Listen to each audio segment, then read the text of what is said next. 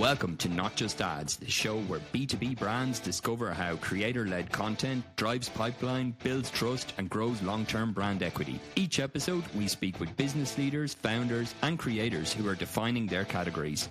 I'm your host, Marcus Sherwin, and this is the creator economy for B2B.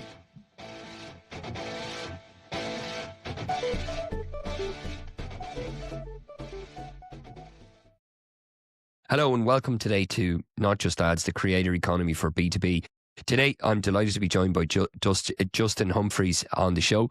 Justin has a wealth of knowledge in go-to-market and RevOps. I'm really looking forward to getting into the conversation with him today. Justin, thanks a lot for joining us. Thanks for having me. Great. Maybe you could walk us back and tell us, how did you get into this space? It's a very exciting space. It's very fast moving and it's evolving quite a lot as well. But I'd love to just get it from your own opinion in terms of like how you arrived to where you are at this. Was it something that you always kind of had an interest in, or how did you get into it? So I fell into RevOps as the majority of RevOps professionals do. I'm not sure anybody starts off their career thinking that it's exactly what they want to do, mainly because very few people know that RevOps exists when they start out in their career. So I was on the graduate scheme at Vodafone, which is a UK telephony provider.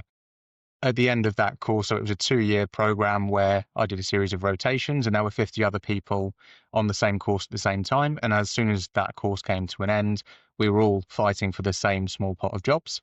So I basically took the first job that I got interviewed for and offered, which was as a CRM analyst, helping the sales team adopt and use Salesforce, which was the CRM at the time. And through a series of moves, promotions within Vodafone, I ended up doing digital transformation for the sales operations team. And that kind of was the first step towards where I am now. Right. Super interesting. So, yeah, if you went back 10, 15 years, what you would see is any organization that was big enough to have those supporting functions would have a very divided and siloed operations function behind each of the teams. You would typically have a sales operations team that would do the sales systems. You would have a marketing operations team who would do marketing systems. You would have probably a strategy team who would be some more senior people who were in a separate team to the operations teams. You might even have a separate CR team outside of sales operations. So the growth of revenue operations has mirrored the technology that sits behind it. So if you looked at the systems that were in place back then, if you looked at Salesforce, it was very sales centric. It was a CRM. If you look at HubSpot, when it first started, it was a marketing automation platform. So those platforms were designed for specific operations teams in those functions. Whereas if you fast forward over the years through acquisitions, through functionality growth, all of the big players that we have now operate across the revenue operations space, maybe not across the whole revenue operations kind of end-to-end process, but certainly operating in a broader sphere than where they were before. If you look at Gong, they now do kind of forecasting, they do revenue intelligence, they've acquired several people. Clary is the same. So the technology has expanded within our operational space. And I think that the trend really of revenue operations came from the big kind of San Francisco, Silicon Valley startup boom, where you had small companies that were looking to automate and operationalize all of their processes, but they didn't have the resource or the team size to need lots of different people. So they wanted to hire generalists who were able to cover a broad range of those operational functions and do it in one headcount, essentially. So they started off with one person. As they grew, they had more RevOps people rather than growing each of their separate operations functions. Typically, you would have a chief revenue officer if the company's at a big enough scale. When you're at kind of 20 to 50 people, generally you would have a RevOps analyst or a RevOps manager, and a CRO would really only be a role in an organization when they get to the kind of 100-person mark or above. Yeah, makes sense. And I'm really excited to talk to you because I saw that you left Bright Network and then you recently started your own RevOps hub a couple of months ago. So how has it been going so far? What, in your opinion, has been like kind of, I think there's always challenges when you go out and do something on your own, but from your perspective, what's like kind of the good things and the bad things from like working in-house versus to running your own business? Yeah, it's a really interesting question. So when I was at Bright Network, I was a one-person band. So I was doing RevOps myself. And although I worked with some really talented and really knowledgeable people, I found that I didn't have anybody that I could learn from. So the way that journey started was I decided to help out a couple of smaller organizations, just doing some free advisory services for them, just looking at what they had and giving them some advice on what they could do to try and improve their sales and their marketing. I realized really quickly that there was a big demand for that, and that the benefit to smaller companies of having advice and having knowledge and expertise in a part-time, or what's now referred to as fractional capacity, was actually really appealing to them, because they don't have the hassle of hiring people, they don't Yeah. have the hassle of the kind of full-time employee commitment and all the costs and commitments that come along with that. And Bright Network itself was operating much better. All the systems were kind of set up. It's operating in a much better place. So I decided to, in conversations with the CFO, who was my line manager at Bright Network, we decided that actually Bright Network didn't need as much of my time. And therefore, I still work with them as a client, but have moved on to then taking on board other clients. And it's grown through word of mouth. So I've been really fortunate with some of the introductions that I've had, both from the CFO at Bright Network and a couple of people in his network. And it's grown pretty organically. So I've been really fortunate that I've been able to make that move, have a client already there that was going to be taken on immediately to kind of settle my nerves from Yeah.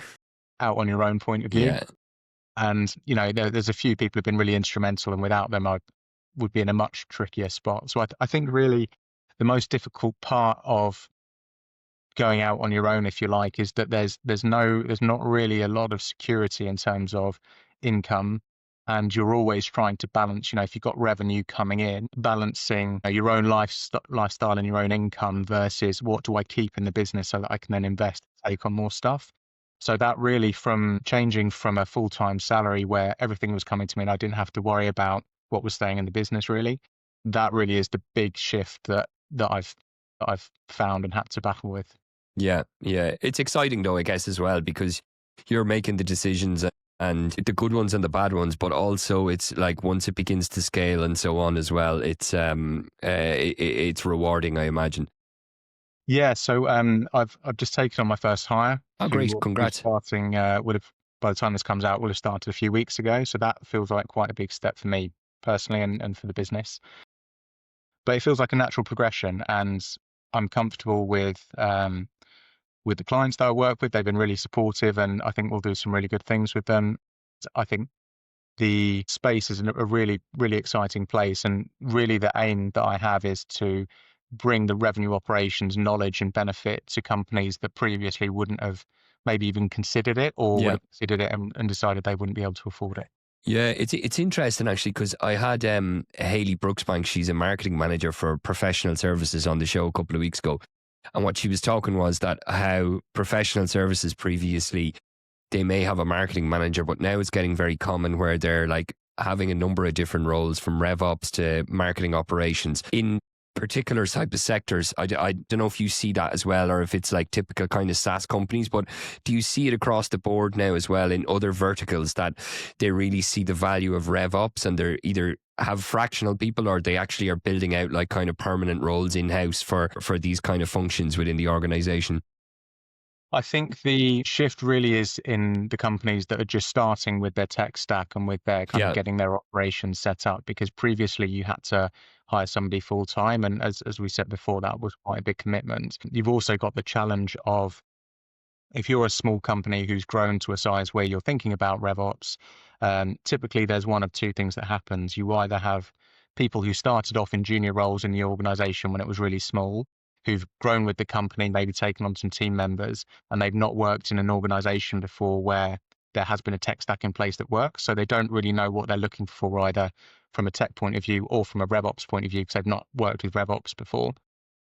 Or you hire people who have worked in organizations where everything was already set up and in place, and they start and they panic because they realize that actually they've got to set it all up themselves. So actually finding the right skill set from an operations perspective, when you maybe need one person to cover everything, but you also need things to be done well, is a really difficult thing to judge when you don't have the background to hire for that role. So it's not just the skill sets that are difficult to acquire, it's also knowing or finding the people who can make the right hiring decisions.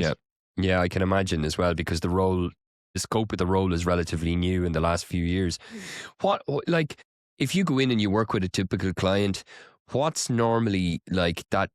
Do you see kind of themes of things that you set up the foundation? Like just so people can have a kind of an understanding in terms of like what the scope of the role would normally be. Is it you would go in and set up kind of say CRM and then all paid media, content automation flows and stuff like that, or is there other components to it as well that I'm missing?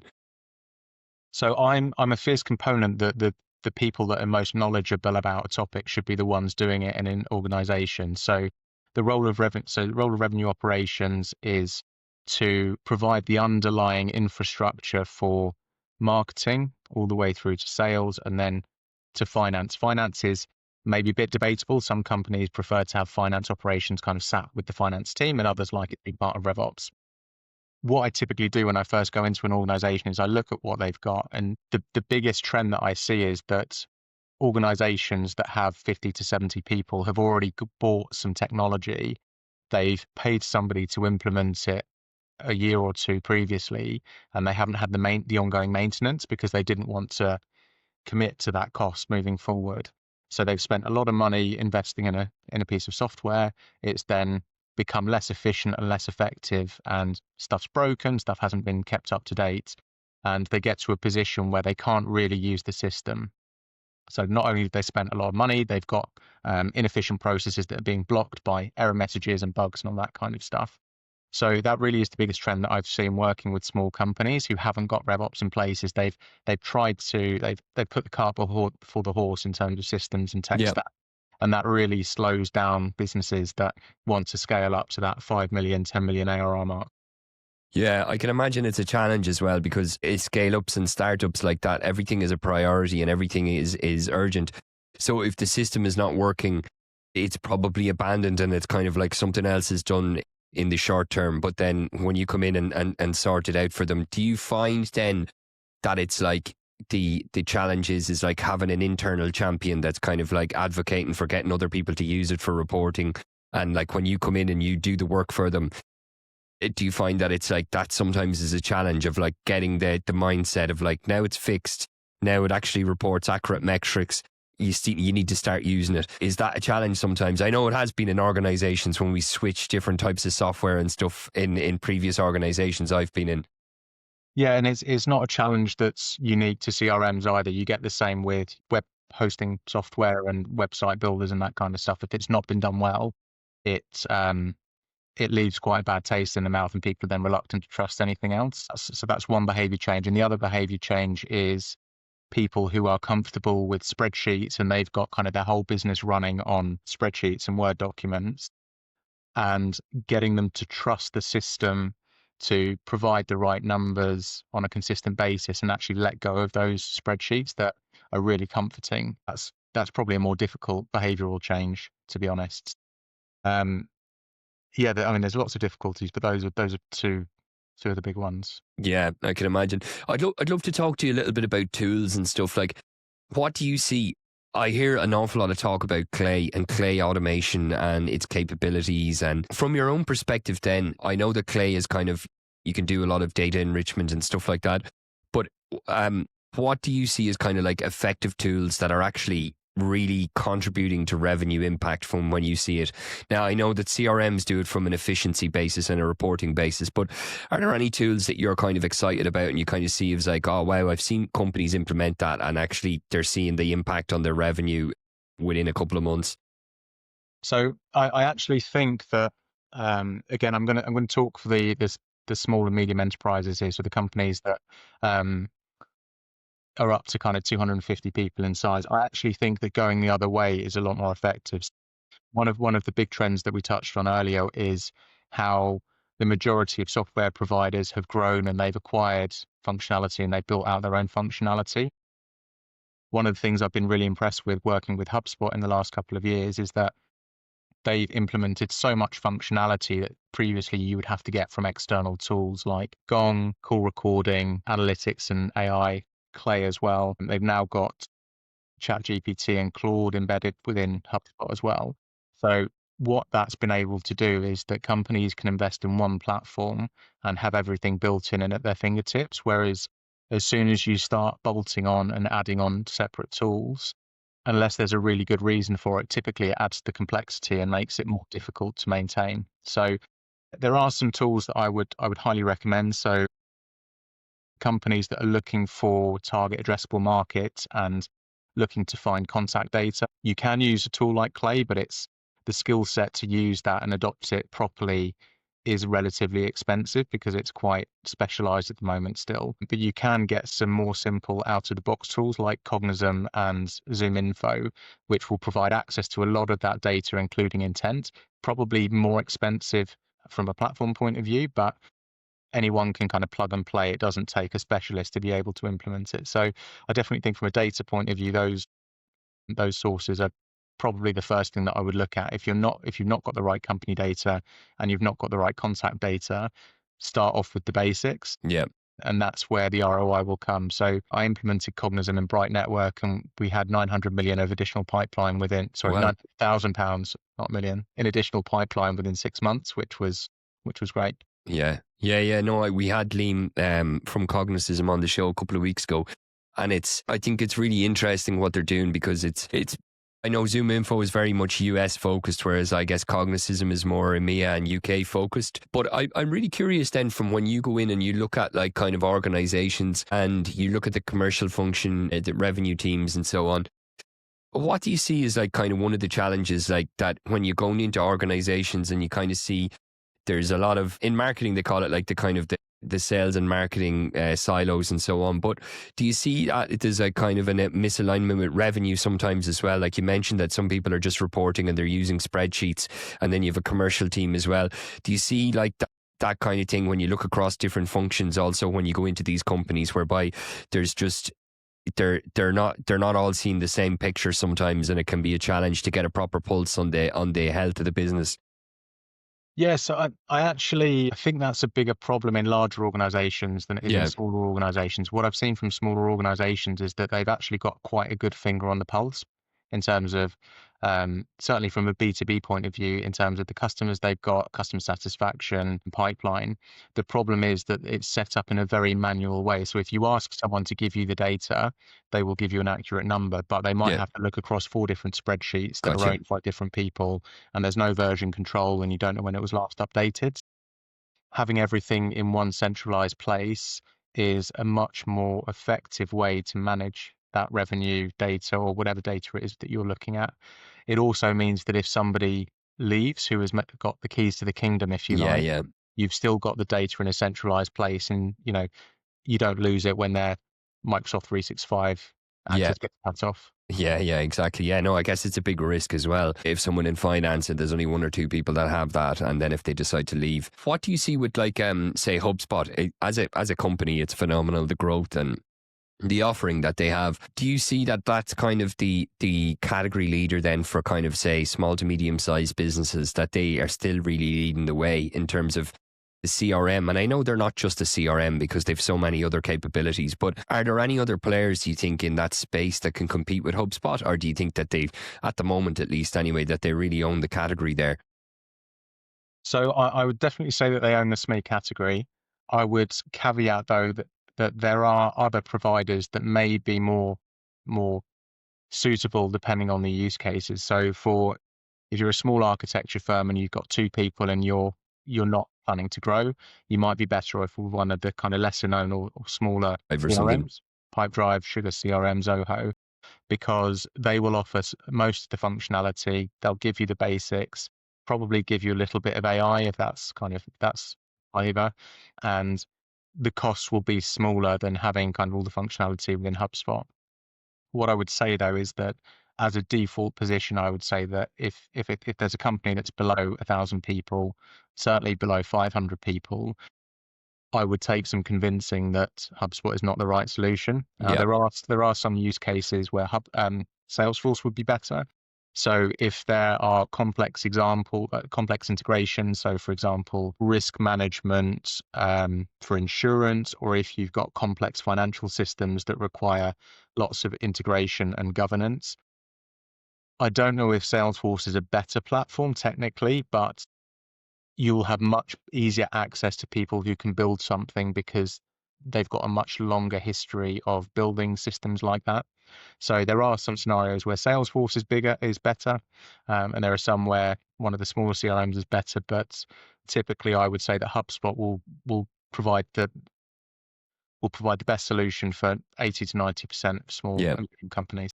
I think they seem to have it very well tied up as well with on the media side, that they have a lot of plug and plays. I know with LinkedIn, when I was there was like a lot of direct integrations with conversion APIs and stuff like that.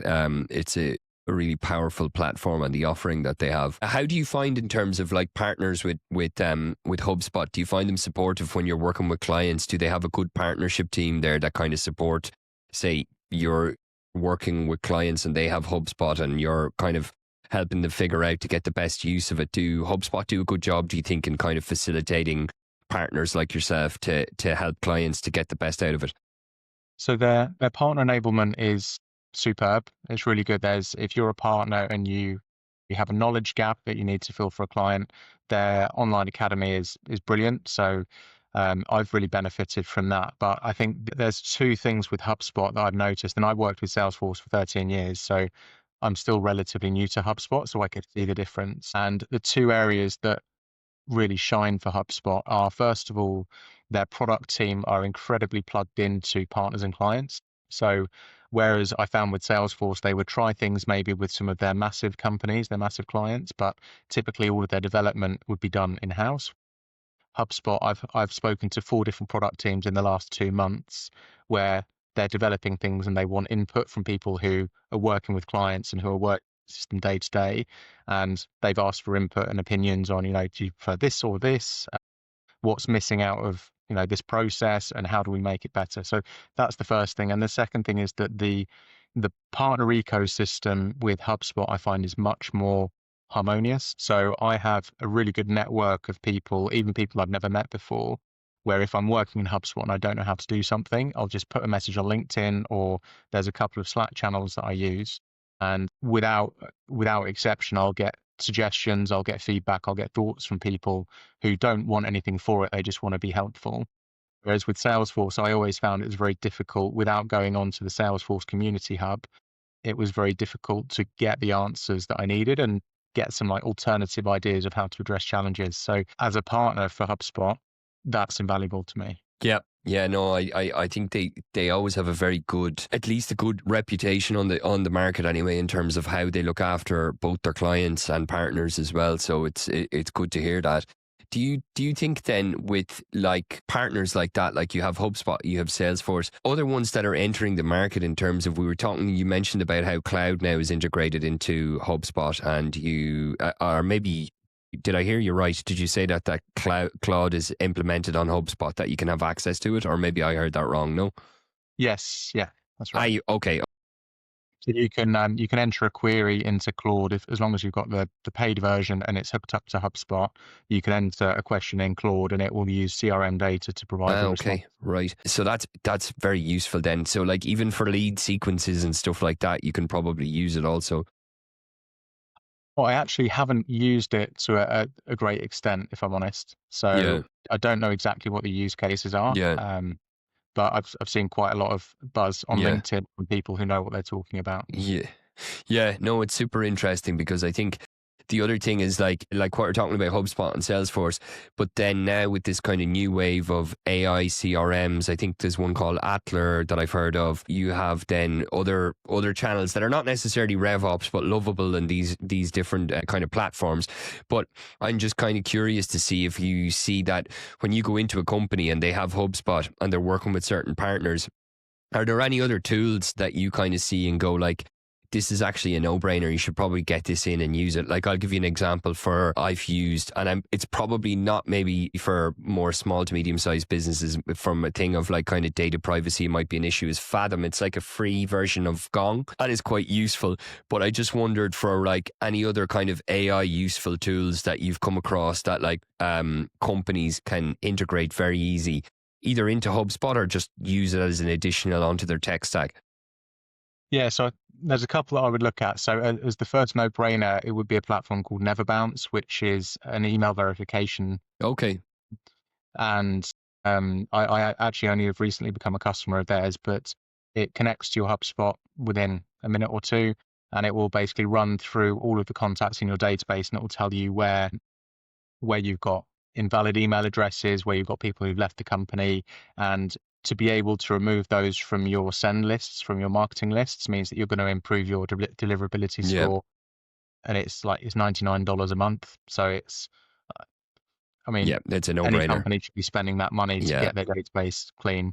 So that really is a no-brainer. If you're a slightly larger organization and you've got a sales team of 7, 8 or more, I would look at looking into Gong as well. So we implemented Gong a year and a half ago. We actually haven't made the best use of it, to be honest, because our sales team has shrunk slightly.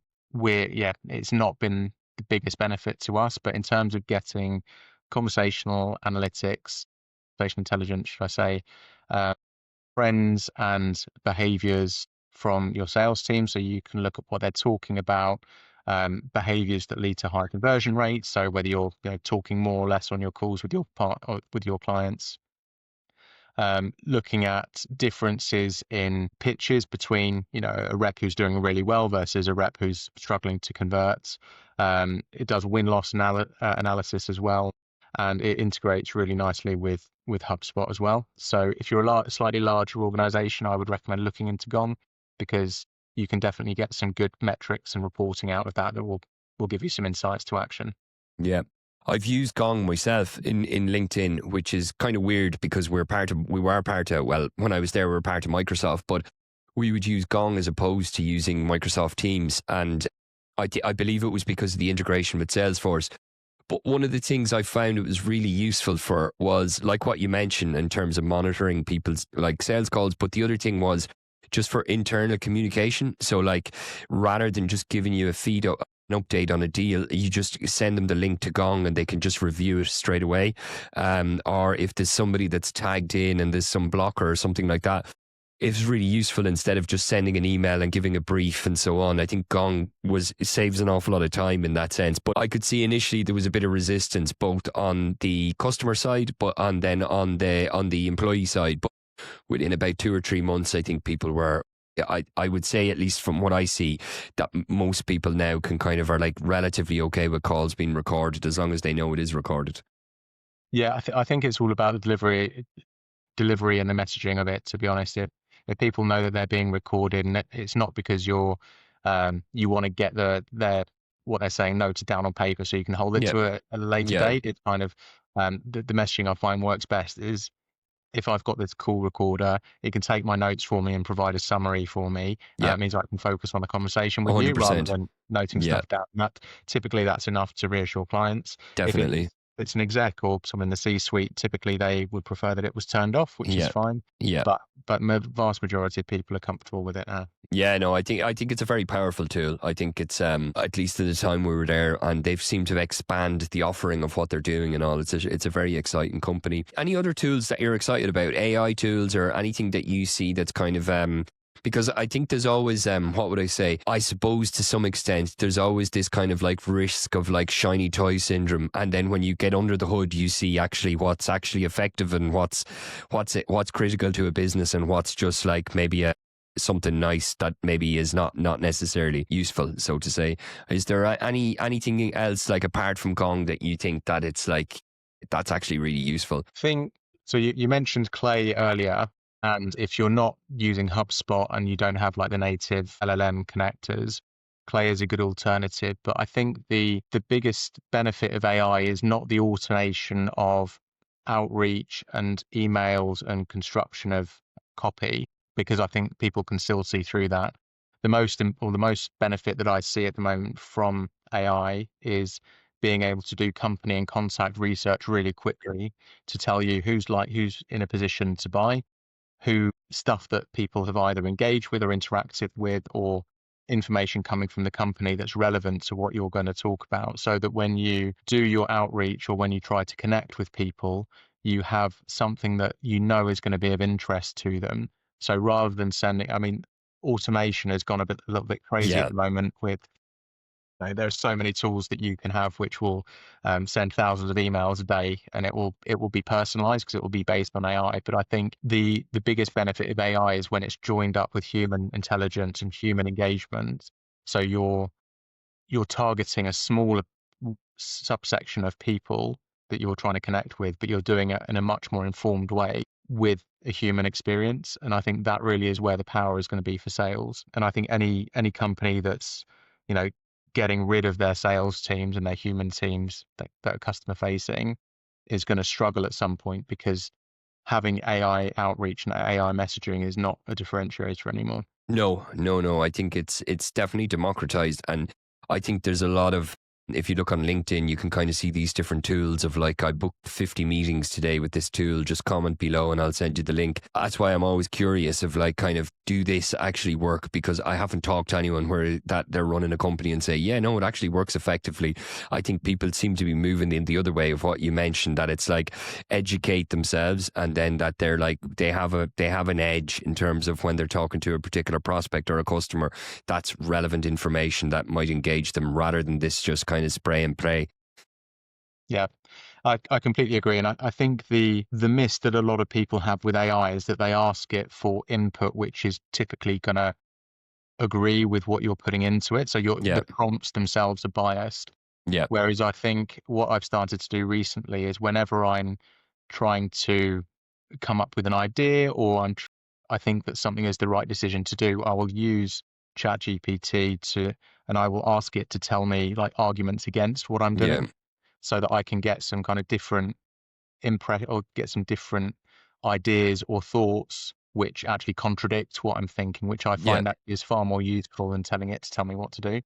yeah. I find the same. I think I was on a community there a couple of weeks ago, and one of the guys, he was doing like a session on GPT and how he uses it, and one of the points he put in was like, in the instructions part, if you put in give me real politic answer in the instruction, and it's suddenly the prompts that they are sorry, the replies to the prompts that they put out were like very, very, what would I say, constructive, are like not critical, but like, you know, the way normally if you don't put in any instructions, it just tells you, yeah, it'll like, everything is great, that's an amazing idea. But when you delve a little bit deeper, then you realize actually, no, it's not. But yeah, real politic, and in the instruction, I found it kind of changed. The quality of the output was much more critical, which was useful. Justin, it was a pleasure having you on the show. If anyone wants to find out about RevOps, what kind of companies do you work with, and where is, like, I know you're UK based, but what are the kind of sweet spot companies that you work with? Yeah, maybe you could just share that with the audience for anyone listening that wants to connect with you in future. Yeah, so there are some people that I find really useful to follow that often come up with interesting posts. So a chap called Jeff Ignacio, who also runs a podcast called the RevOps Review. I would recommend that as a podcast, and following him on LinkedIn.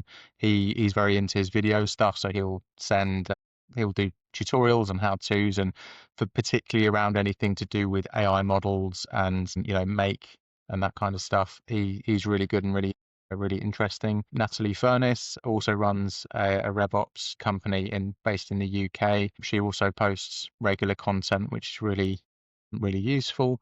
James Byrne from a company called Rev Odyssey as well. Byrne spelled Byrne. I'm actually working with his company at the moment with a client who I needed some help with. Again, post regular content. And there's a company called Supered who are out in the US, and they have a product which complements HubSpot, but their Okay. whole employee base is very much into LinkedIn, and all of them are regularly posting. They've got funny clips, they've got informative clips, they've got how-tos, they've got they've got a wide variety of content which is entertaining and informative as well. So those are a few that I would highly recommend. Great. Great. We'll leave them in the show notes as well. Justin, thanks again for joining us on the show. It was great talking with you.